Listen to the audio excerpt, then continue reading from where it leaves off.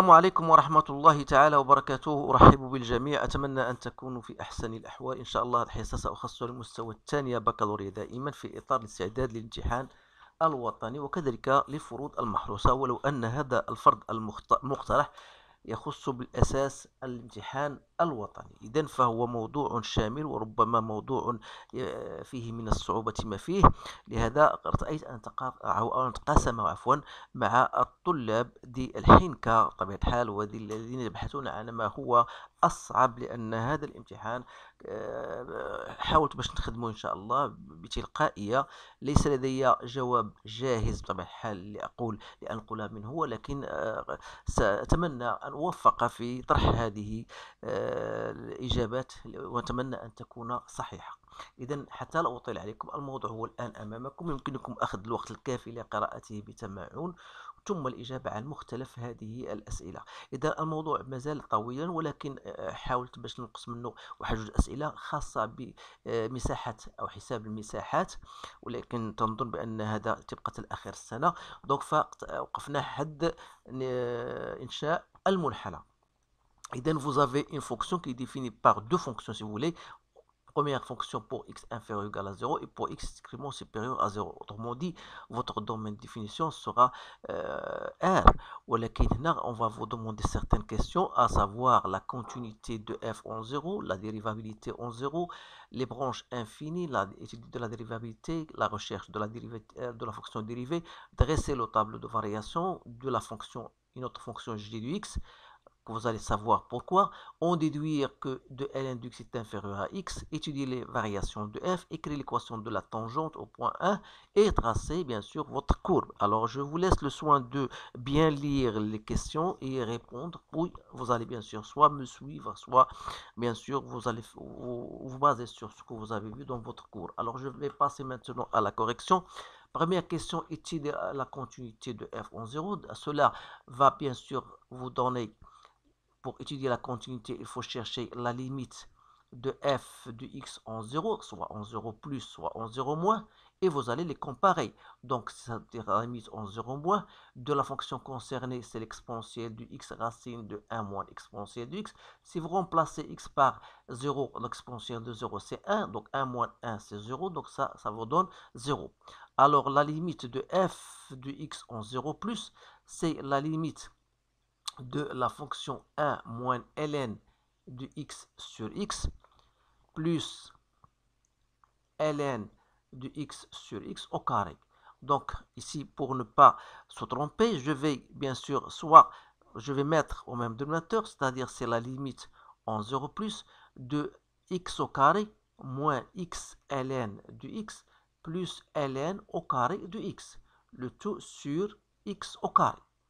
Ou bien je peux mettre la limite en 0 plus, je vais ressortir radic 1 sur x carré, il me reste donc x au carré moins x ln de x plus ln au carré de x.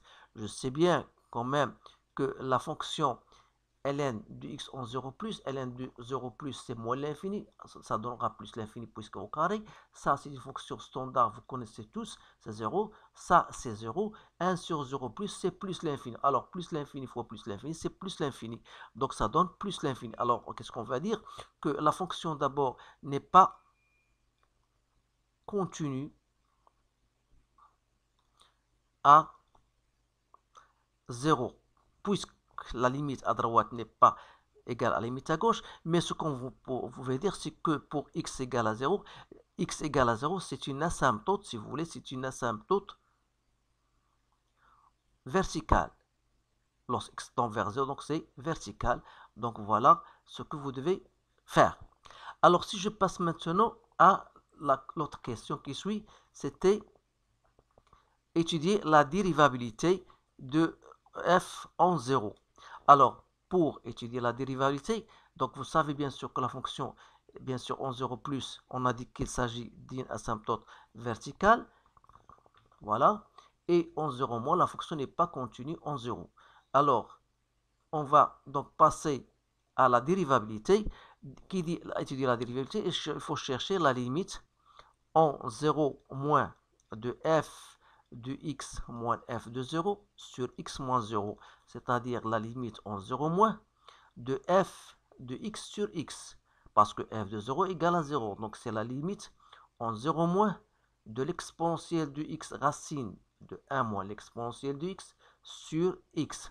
Alors, une fois on a ceci, si vous remplacez x par 0, vous aurez 0 sur 0. C'est une forme indéterminée, donc il faut envisager certains cas qui vont vous faciliter la tâche.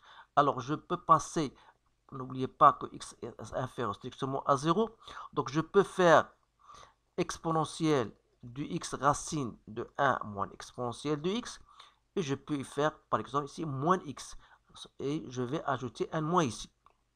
Alors, pourquoi j'ai fait cela? C'est tout simplement pour pouvoir faire entrer à l'intérieur de la racine, puisque je sais que 1 moins exponentielle de x est toujours positif, alors moins x est positif, donc je fais moins x au carré. Je continue, donc c'est la limite en 0 moins de moins exponentielle de x racine de 1 moins exponentielle de x sur moins x fois 1 sur moins x. Alors, je continue, donc c'est la limite en 0 moins de moins exponentielle de x racine. Alors, je peux multiplier par moins 1 de deux côtés. J'aurai donc l'exponentielle de x moins 1 sur l'exponentielle de x. Ou bien je peux, voilà, et je garde 1 sur moins x. Je sais que ça, c'est une limite que vous connaissez tous, l'exponentielle de x lorsqu'il tend vers 0, l'exponentielle de x moins 1 sur x, donc c'est égal à 1. Donc ça, c'est 1 sur 0 moins, donc c'est plus l'infini. Donc ça vous donnera moins l'infini. Donc, ça veut dire que f, donc il est non dérivable à gauche de 0. Et par conséquent, C de f, il admet une demi-tangente orientée vers le haut. Voilà. Donc, pour cette question-là, donc je passe maintenant à une autre question concernant bien sûr les branches infinies. Alors donc, bien sûr, la fonction n'était pas dérivable en 0, il n'est pas continu en 0, donc je passe à la question 3. Donc, ça concerne les branches infinies. Alors, pour les branches infinies, c'est-à-dire il faut chercher la limite d'abord de f de x en moins l'infini, c'est-à-dire c'est la limite en moins l'infini de l'exponentielle de x racine de 1 moins l'exponentielle de x. Si vous remplacez 1 fois l'exponentielle de moins l'infini, c'est 0, et ça c'est 1, donc c'est 0. Alors ça veut dire tout simplement que y égale à 0, donc c'est une asymptote horizontale, bien sûr au voisinage de moins l'infini. Limite de f de x en plus l'infini, ça sera la limite en plus l'infini de 1 moins ln de x sur x plus ln de x sur x, le tout au carré. Ça tend vers 0 et ça tend vers 0, donc il reste 1. Donc ça veut dire que y est égal à 1 et aussi asymptote horizontale. Voilà. Donc je passe. Montrer que f est dérivable. Montrer que f est dérivable, bien sûr, sur moins l'infini, 0. Alors ça, c'est très facile. Donc, sur moins l'infini, 0, on a deux fonctions. Une fonction qui a tout x fait correspondre à exponentielle de x. Je sais bien que cette fonction, elle est dérivable sur R, en particulier sur moins l'infini 0. Et vous avez l'autre fonction qui a tout x fait correspondre à 1 moins exponentielle de x. Je sais bien que cette fonction, elle est dérivable sur son domaine de définition, à savoir aussi moins l'infini 0. Alors, de la même manière, sur l'intervalle 0 plus l'infini, on a des fonctions qui sont, à savoir ln de x sur x qui est dérivable sur 0 plus l'infini, et l'autre fonction ln de x sur x au carré, elle aussi est dérivable sur 0 plus l'infini. Alors, une fonction composée de fonctions dérivables sera tout simplement une fonction dérivable. Je m'excuse si j'écris en abrégé parfois. Donc, alors, pour cela, ça va me permettre de chercher la fonction dérivée. Alors, pour la fonction dérivée, alors sur l'intervalle moins l'infini 0, j'aurai f' de x, c'est quoi? C'est la dérivée de l'exponentielle de x, 1 moins l'exponentielle de x. Donc, f' de x sera donc, vous allez effectuer la relation de la dérivation d'un produit. Donc, c'est la dérivée de l'exponentielle de x. Elle me reste 1 moins l'exponentielle de x, plus l'exponentielle de x fois la dérivée de ça, c'est moins exponentielle de x sur 2 racines de 1 moins l'exponentielle de x. Alors, égal à quoi? Je vais faire au même dénominateur. Donc, ça va me donner, voilà, plus moins exponentielle de 2x sur 2 racines de 1 moins exponentielle de x. Donc, c'est 2 exponentielle de x moins 2 exponentielle de 2x moins exponentielle de 2x sur 2 racines de 1 moins exponentielle de x, soit exponentielle de x en facteur de 2 moins 3 exponentielle de x sur 2 racines de 1 moins exponentielle de x. Alors voilà, maintenant pour l'intervalle x supérieur à 0. Alors, pour x supérieur à 0, on a f' de x, c'est la dérivée de ln de x sur x plus la dérivée de ln au carré de x sur x au carré. Alors, de la même manière, il faut savoir chercher la dérivée. Donc, la dérivée de ln de x sur x, c'est 1 sur x fois x moins ln de x fois x' sur x au carré. Plus, alors ici vous avez une fonction de type f à la puissance n, donc il faut faire attention à ces deux-là. Donc c'est 2 fois ln de x sur x fois la dérivée de ln de x sur x au carré. Donc là, il faut chercher la dérivée de ça. Donc je continue. Donc ça donne 1 moins ln de x sur x au carré plus 2 ln de x sur x fois 1 sur x fois x moins ln de x sur x au carré. Donc ça va me donner 1 moins ln de x sur x au carré que je vais mettre en facteur. Il me reste 2 ln de x sur x moins 1, soit donc 1 moins ln de x fois 2 ln de x moins x sur x3.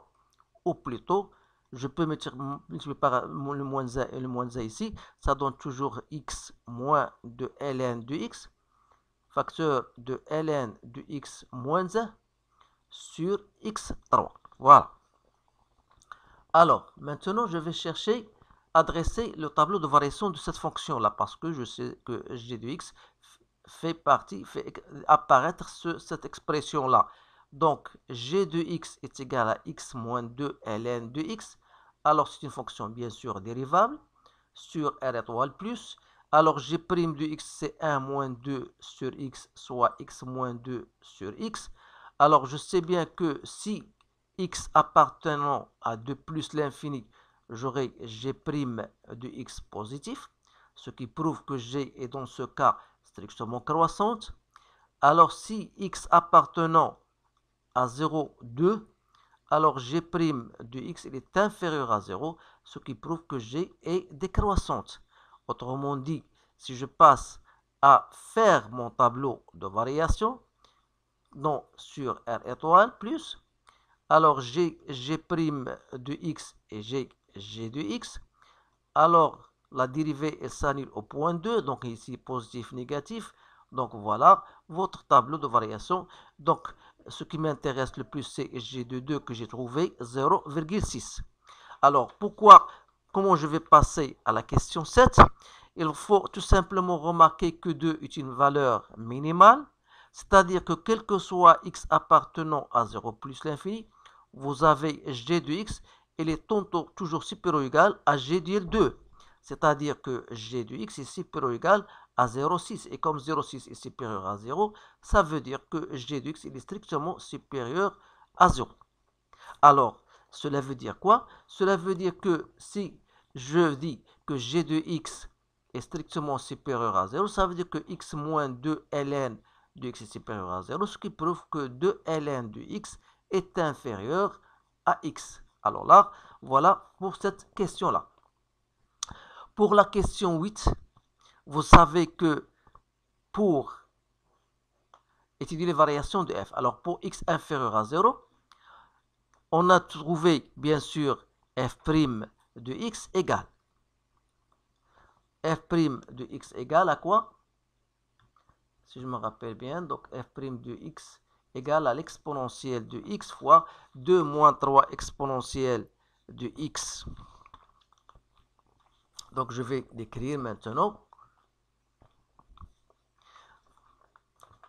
Donc on a trouvé f' de x est égal à l'exponentielle de x fois 2 moins 3 exponentielle de x sur 2 racine de 1 moins exponentielle de x.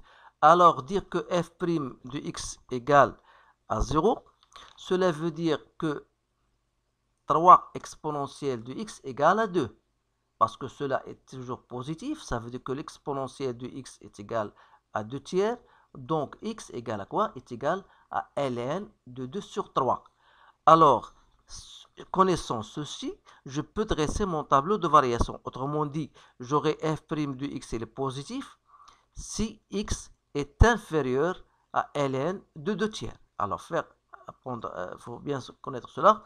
Alors, pour x supérieur à 0, je sais que x est supérieur à 2 ln de x, d'après la question précédente. Alors, dire que f' de x égale à 0, il me reste tout simplement ln de x moins 1 égale à 0. Ça veut dire que ln de x égale à 1, donc ça veut dire que x égale à e. Et par conséquent, mon tableau de variation sera comme suit. Voilà, x, f' de x, f de x. Alors, moins l'infini plus l'infini. Ici, on a 0, donc la fonction n'était pas dérivable au point 0. Donc, c'est-à-dire, il n'est pas continu au point 0. Il y a un asymptote vertical, si vous voulez. Donc, ici, on a ln de 2 tiers, où ça annule la dérivée. C'est-à-dire, on aura une demi-tangente ici. Et en e, on aura une demi-tangente pour x supérieur à 0. Ici, on a trouvé plus, moins, plus. Alors, il faut compléter votre tableau de variation qui sera comme suit. Donc, voilà. Alors, limite de plus l'infini, on a trouvé 1. Ici, f de e, j'ai trouvé égal à 0,8. Limite de f en 0 plus, parce que la fonction n'était pas continue en 0, on a trouvé qu'il s'agit de plus l'infini, ça veut dire une asymptote verticale. Mais à gauche, f limite de f d'x en 0 moins, on a trouvé égal à 0. Voilà. Et ici, limite, ou bien l'image de ln de 2 sur 3, j'ai trouvé 0,4. Et ici, on a trouvé 0. Donc, voilà votre tableau de variation. Alors, maintenant, il reste à trouver, bien dresser, et bien sûr, je pense, tracer votre fonction. Alors, c'est une façon, voilà, je vais vous montrer comment j'ai tracé la fonction, toujours en se basant sur mon tableau de variation. Je sais bien que la fonction n'était pas dérivable à gauche, donc elle présente une demi-tangente orientée vers le haut. Ici, ln de 2 sur 3, c'est à peu près moins 0,4. Donc j'ai une asymptote tangente horizontale, dont l'image c'était 0,4. Alors voilà, et limite de f d'x au moins l'infini égale à 0. Donc voilà la première courbe. Alors en ce qui concerne ici, bien sûr, la question 1, je ne l'ai déjà pas faite, mais je vais revenir. Ici, en 1, j'ai tracé la tangente t. Bien sûr, il faut trouver l'équation de la tangente au point 1. Et vous avez, lorsque y égale 1, c'est une asymptote horizontale.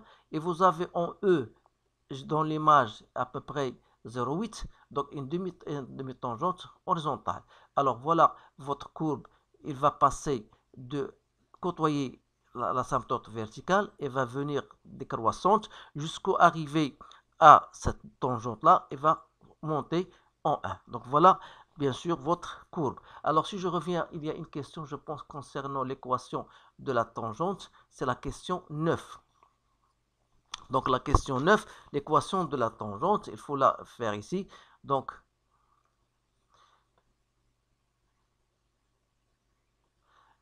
on a l'équation de la tangente au point 1. Donc il faut chercher f' de 1 fois x moins 1 plus f de 1. Donc f de 1 est égal à 1 et f' de 1 est égal à moins 1. Donc c'est-à-dire on aura moins x moins 1 plus 1. Donc l'équation de la tangente, donc y égale quoi? Est égal à moins x plus 2. Donc voilà l'équation de la tangente. Il faut s'en servir bien sûr pour tracer soigneusement votre courbe. Alors là, on a donc terminé avec ce sujet-là. Je remarque que c'est un sujet très intéressant qui mérite d'être vu et d'être partagé par vous, bien sûr, parmi tous les étudiants. Donc je vous souhaite une bonne chance et je vous dis à bientôt.